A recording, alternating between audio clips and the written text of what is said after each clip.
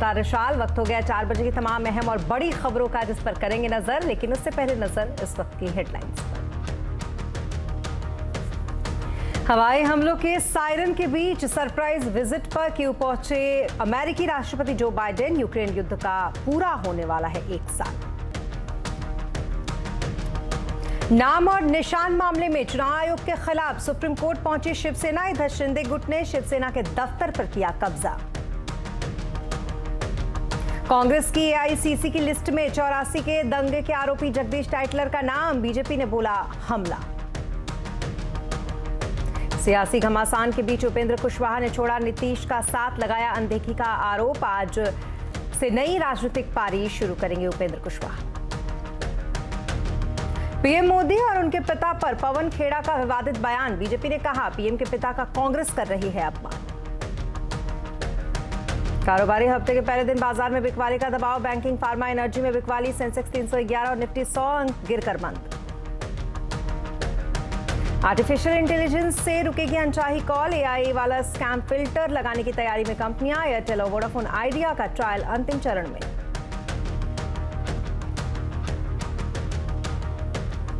खबरों की शुरुआत करेंगे एक बड़ी खबर से जो यूक्रेन से आ रही है। यहां अमेरिका के राष्ट्रपति जो बाइडेन सरप्राइज विजिट पर अचानक से यूक्रेन पहुंच गए।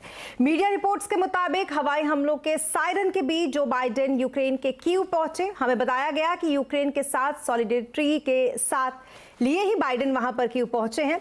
यूक्रेन युद्ध का 1 साल पूरा होने वाला है। अभी रूस ने हमले और तेज करने की धमकी भी दी है। जो बाइडेन ने यूक्रेन के राष्ट्रपति जेलेंस्की से यहां पर मुलाकात भी की।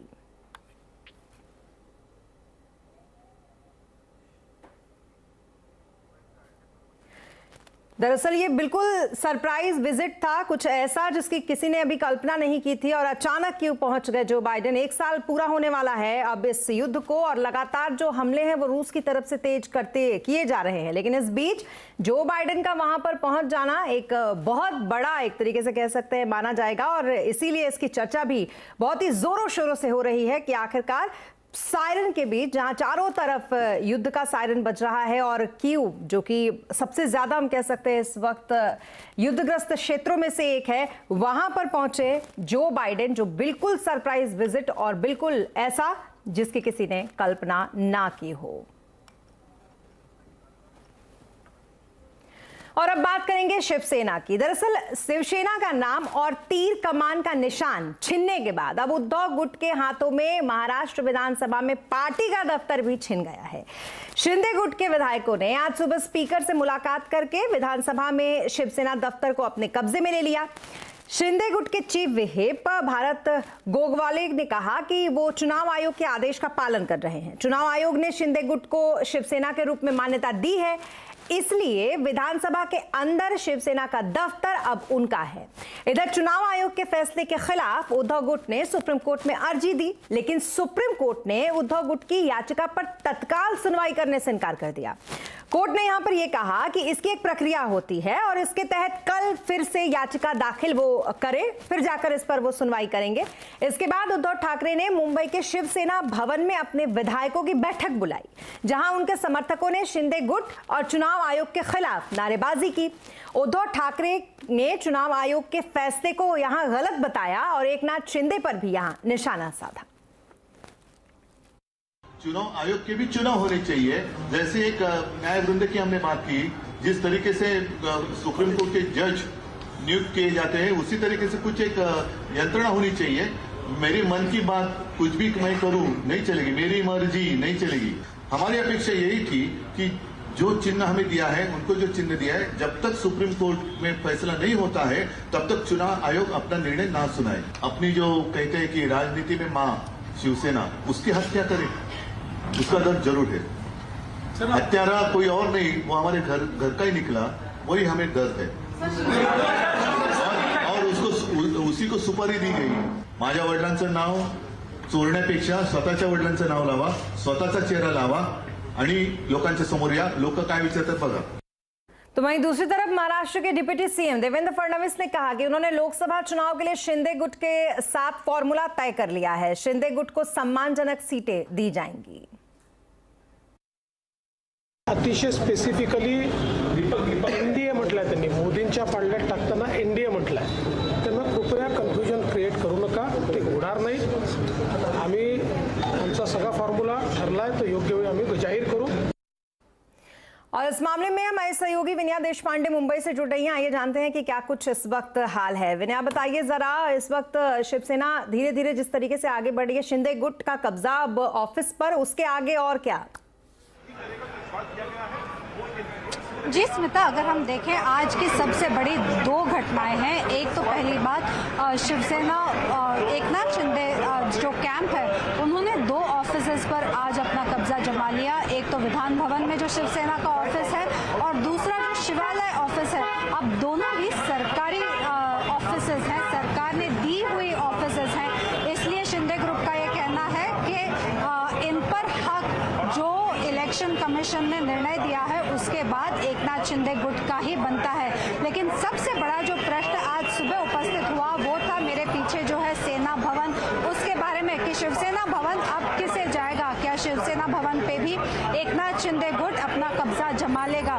तो इसका उत्तर फिलहाल तो नहीं ये है, क्योंकि शिवसेना भवन जो है वो एक प्राइवेट ट्रस्ट के द्वारा चलाया जाता है. इस प्राइवेट ट्रस्ट पे उद्धव ठाकरे सहित कई सारे पुराने और कद्दावर शिवसेना के नेता हैं जिन्हें बाला साहब ठाकरे ने इस ट्रस्ट पे बिठाया था. तो फिलहाल अगर हम देखें कि प्रॉपर्टी का जो ये मुद्दा है और विवाद है, इस पे हालांकि सरकार के द्वारा दिए हुए जो ऑफिसेज हैं वो तो एकनाथ शिंदे गुट के कब्जे में आ गए हैं, लेकिन जो हजारों शिवसेना की शाखाएं महाराष्ट्र राज्य भर में फैली हुई हैं और दूसरा ये शिवसेना भवन, ये उद्धव ठाकरे के ही पास रहेंगे. तो इन दोनों चीजों के बारे में अभी तो फिलहाल पूरी तरह से क्लैरिटी आ गई है, ऐसा हम कह सकते हैं. लेकिन दूसरी बात जो सबसे महत्वपूर्ण और जो कुछ देर पहले हुई वो ये है कि उद्धव ठाकरे ने प्रेस कॉन्फ्रेंस लेते हुए सीधा निशाना साधा इलेक्शन कमीशन पे और कहा कि अब इलेक्शन कमीशन को ही बर्खास्त कर देना चाहिए, क्योंकि उनका ये जो निर्णय है वो अनकॉन्स्टिट्यूशनल यानी कि संविधान के खिलाफ है. तो एक तरफ हम देखें कि उद्धव ठाकरे ने दो महत्वपूर्ण कदम अनाउंस किए. एक तो कि वो इलेक्शन कमीशन का जो निर्णय है उसके खिलाफ सुप्रीम कोर्ट में उसके दाद मांगेंगे, और दूसरी बात जो है वो ये कि अब उद्धव ठाकरे महाराष्ट्र भर में दौरे करेंगे. अगर हम देखें तो 5 मार्च से लेकर उद्धव ठाकरे के दौरे शुरू हो जाएंगे. पहला दौरा खेड़ में, जहां पे सबसे बड़ी पब्लिक रैली होने वाली है. स्मिता, उद्धव ठाकरे का विनय, हम ये आगे प्लान इस तरीके का ही देखेंगे. हालांकि सुप्रीम कोर्ट वो गए, जैसा कि आप बता भी रही थी, और हम अगर देखें तो आगे का उनका प्लान यही रहने वाला है विनय, कि अब वो महाराष्ट्र भर में दौरे करके अपनी बातों को जनता के बीच पहुंचाएंगे. बहुत शुक्रिया तमाम अपडेट और डिटेल्स के लिए आपका विनय. तो कुल मिलाकर कुछ इस तरीके की स्थिति फिलहाल महाराष्ट्र में बनती हुई, जहां पर शिवसेना और शिवसेना को लेकर ये तमाम तरीके की खींचतान अभी भी मची हुई है. हालांकि शिवसेना के नाम और निशान के बंटवारे के बाद क्यों छिड़ा है घमासान, आज आवाज अड्डा में इसी पर करेंगे बड़ी चर्चा. शाम 7:57.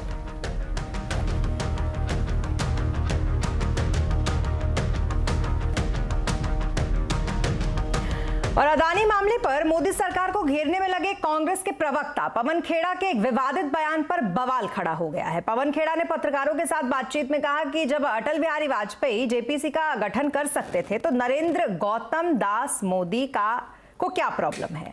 इसके बाद उन्होंने अपने पास बैठे लोगों से पूछा कि नरेंद्र गौतम दास मोदी हैं या दामोदर दास मोदी हैं. हालांकि बाद में पवन खेड़ा ने ट्वीट किया कि मैं सचमुच कंफ्यूज हो गया था कि ये दामोदर दास हैं या फिर गौतम दास हैं. यदि जेपीसी बैठा सकते थे तो नरेंद्र दामोदर दास मोदी को क्या प्रॉब्लम है. गौतम दास है दामोदर दास, सॉरी, नाम भले दामोदर दास है, काम गौतम दास का करते हैं. तो वहीं बीजेपी सांसद मनोज तिवारी ने कहा है कि कांग्रेस बौखला गई है और पवन खेड़ा को आगे करके प्रधानमंत्री को गाली दिलवा रही है. कांग्रेसी लोग पवन खेड़ा जैसे लोगों को आगे करेंगे और गाली दिलवाएंगे, कोई बात नहीं. आपको गाली दे करके नरेंद्र मोदी जी को, आपको नरेंद्र मोदी जी की माता जी को गाली दे करके संतोष मिल रहा है ना, आप संतोष करो. हम इस देश के गरीबों के लिए, इस देश के लोगों के लिए, इस देश के सम्मान के लिए नरेंद्र मोदी जी के नेतृत्व में जो करना है वो करते रहेंगे। और अब बात करेंगे अनचाही कॉल्स का। दरअसल जल्द ही आपको अनचाही कॉल्स और एसएमएस से छुटकारा मिल सकता है। अनचाही कॉल्स और एसएमएस रोकने के लिए टेलीकॉम कंपनियां नेटवर्क में आर्टिफिशियल इंटेलिजेंस से लैस स्पैम फिल्टर लगाने की तैयारी कर रही हैं। सूत्रों के मुताबिक भारतीय एयरटेल और वोडाफोन आइडिया का ट्रायल अंतिम चरण में है। इस खबर पर डिटेल लेते हैं, हमारे साथ असीम इस वक्त बने हुए हैं उनसे। असीम, बताएं क्या कुछ डिटेल्स हैं आपके पास?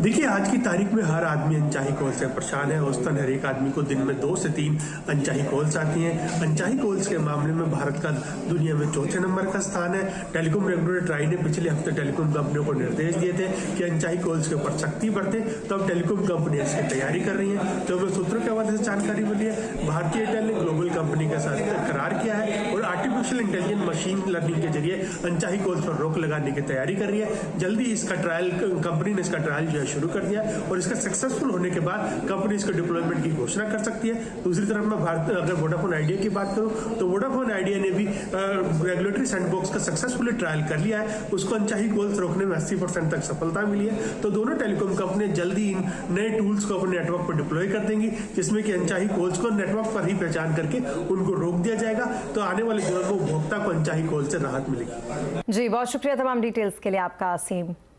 और अब बात करेंगे IPGA के पल्स कॉन्क्लेव 2023 की, जिसमें consumer affair secretary Rohit Kumar Singh ने ट्रेडर्स पर सीधे निशाना साधा। उन्होंने कहा कि सरकार ट्रेडर्स के साथ है, बशर्ते वो जमाखोरी कर कीमतें ना बढ़ाएं।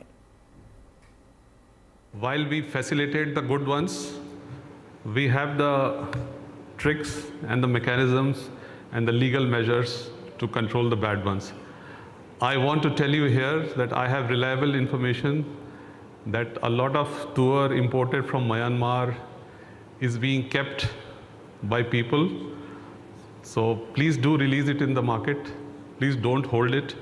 And otherwise we'll have to, it is a very, very reliable set of information that I have from the Intelligence Bureau in my pocket, which arrived this morning. And so please do not hold.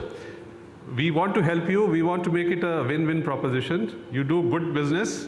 You make reasonable profits. Reasonable is the key word. We are with you.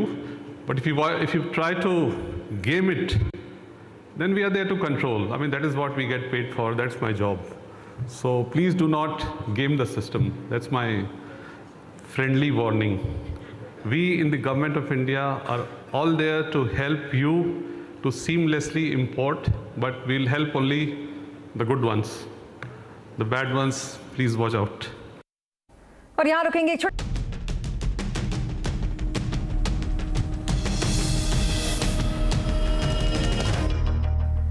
Break के बाद एक बार फिर आपका स्वागत है। और अब बात करते हैं बाजार की। कारोबारी हफ्ते के पहले दिन बाजार में आज बिकवाली का दबाव रहा। सेंसेक्स 311 अंक गिरकर 60,692 पर बंद हुआ, तो वहीं निफ्टी 100 अंक गिरकर आज 17,845 पर बंद हुआ। सबसे ज्यादा बिकवाली बैंकिंग, फार्मा, एनर्जी शेयर में रही। आइए मार्केट का पूरा हाल समझते हैं यतिन से। यतिन, सबसे पहले बताइए आज मार्केट के हाईलाइट्स क्या क्या रहे? तो देखिए, आज शुरुआती जो बाजार ने आपको तेजी दिखाई वो कहीं ना कहीं सेकेंड हाफ में बिकवाली में बदलती हुई नजर आई। इनफैक्ट अगर हम निफ्टी की बात करें तो लगभग 100 पॉइंट नीचे सेटल होती हुई नजर पड़ी। कंटिन्यूस जो FI सेलिंग है उसके कारण आपको फ्रंटलाइन स्टॉक्स में प्रेशर दिख रहा है। आज शायद आपको केवल IT स्टॉक्स में थोड़ी बहुत खरीदारी दिखी और बाकी सारे सेक्टर्स आपको लाल निशान में ट्रेड होते हुए दिखाई दिए। खासकर अगर हम बैंकिंग सेक्टर की बात करें और निफ्टी बैंक की बात करें तो 700 पॉइंट के आसपास की इंट्राडे स्विंग आपने यहाँ देखी। ऊपरी स्तरों से इतना करेक्शन आपको आता हुआ नजर पड़ा। तो कहीं ना कहीं निफ्टी बैंक जो आज 300-400 पॉइंट नीचे सेटल हुई, उसके कारण आपने बाजार में ऊपरी स्तरों पे बिकवाली देखी।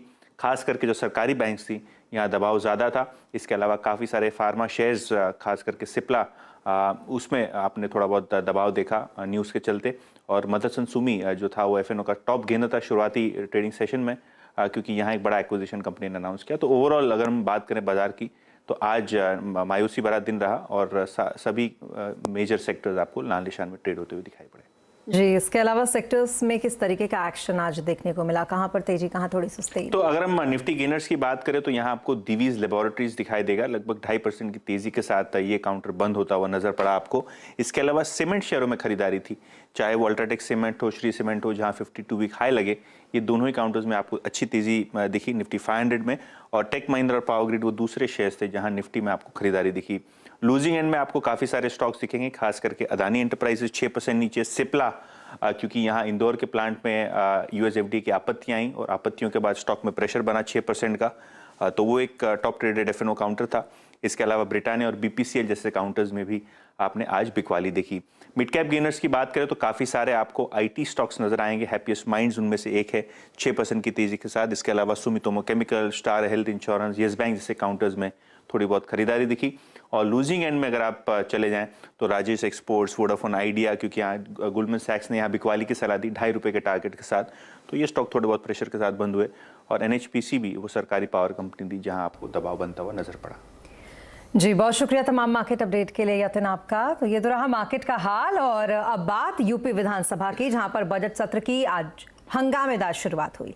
सदन के पहले दिन ही राज्यपाल आनंदीबेन पटेल के अभिभाषण के दौरान विपक्ष ने जोरदार हंगामा किया। इस दौरान समाजवादी पार्टी, आरएलडी के विधायक हाथों में काली तख्तियां लेकर वेल तक पहुंच गए। यहां तक कि इस दौरान विपक्ष के विधायकों में राज्यपाल गो बैक के नारे भी लगाते हुए वो नजर आए। इस हंगामे के बीच राज्यपाल ने अपना अभिभाषण पूरा पढ़ा। हालांकि विपक्षी दलों के विधायक इतने से ही नहीं माने, विधानसभा के बाहर सड़कों पर भी उन्होंने राज्य सरकार के खिलाफ अपना विरोध जताया। हालांकि बजट सत्र के शुरू होने से पहले सीएम योगी आदित्यनाथ ने ये सभी पार्टियों से अपील की थी कि वो सदन में मर्यादा को बनाए रखें। सरकार किसी भी मुद्दे पर जो प्रदेश के हित में हो, लोकतंत्र के हित में हो, विधायिका के हित में हो, उन मुद्दों पर एक सारगर्भित चर्चा के लिए तैयार है और हर एक मुद्दे का जवाब भी देने को तैयार है। और मेरी अपील होगी कि प्रदेश की जनता जनार्दन ने जिस भाव के साथ माननीय जनप्रतिनिधियों को सदन में भेजा है, उन भावनाओं के अनुरूप आचरण करते हुए हम सदन की कार्रवाई को शानदार तरीके से चला करके राज्य विधानमंडलों में उत्तर प्रदेश विधानमंडल अपनी एक नजीर प्रस्तुत करे। और इसी के साथ इस बुलेटिन में फिलहाल इतना ही, लेकिन खबरों पर लगातार अपडेट के लिए आप बने रहें सीएनबीसी आवाज के साथ। नमस्कार।